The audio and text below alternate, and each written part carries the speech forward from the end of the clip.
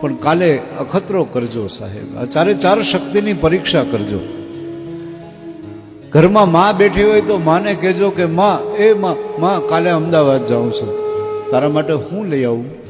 એ વૃદ્ધ માં એમ કે દીકરા તું વેલો વયો આવજે.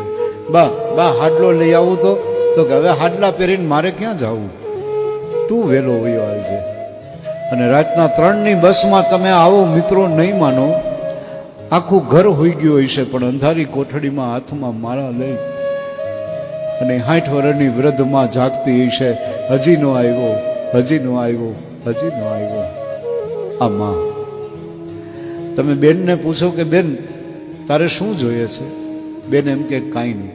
પણ બહુ હઠાગ્રહ કરો કે નહીં બેન કાંઈક તો લે, કાંઈક તો લે, કાંઈક તો લે. ત્યારે બેન દાંત કાઢતી એટલું કે ભાઈ બાપુજીએ લગ્ન કર્યા ને ત્યારે ગોર બાપાએ છેલ્લી વિધિ કરાવી કે દીકરી માંડવાને વધાવી લે. ત્યારે દીકરી માંડવો વધાવે છે ને જોઈને નથી વધાવતી, ઊંધા હાથે દીકરી માંડવા વધાવે છે. શું કામ? કે મારા ભાઈની સમૃદ્ધિને મારી નજર ન લાગી જાય. દીકરી ઊંધા હાથે માંડવા વધાવીને ઘરે વહી જાય છે.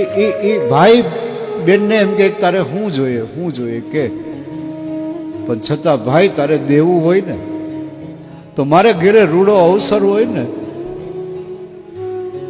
5 રૂપિયા હોય કે ન હોય, પણ તેથી મામેરિયાત બની અને મારું ટાણું હાચવી દેજે. જગતના ભાઈઓને વિનંતી કરું કે ઈશ્વરે બેન આપી હોય ને તો બેનના ટાણા હાચવી દેજો.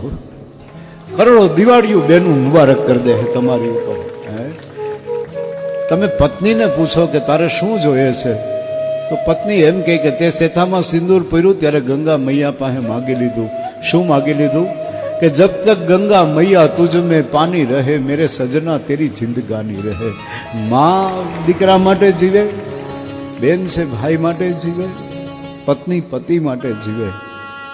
અને હવે દીકરીને પૂછો કે દીકરી તારે શું જોઈએ? બાપનો શ્વાસ છે દીકરી અને દીકરીનો વિશ્વાસ છે બાપ. વર્તમાન દીકરીઓને હાથ જોડીને એક પ્રાર્થના કરું કે હમણાં એક દીકરી નીચું જોઈને જતી હતી, એટલે ગામમાં કોઈએ પૂછ્યું કે બેટા તું નીચું જોઈને કેમ હાલે છે? આપણા દેશની દીકરીએ જવાબ આપ્યો કે હું નીચું જોઈને હાલું છું ને એટલે મારો બાપ અને મારો ભાઈ ઊંચું જોઈને હાલે છે. દીકરીઓ તમને મારી પ્રાર્થના છે,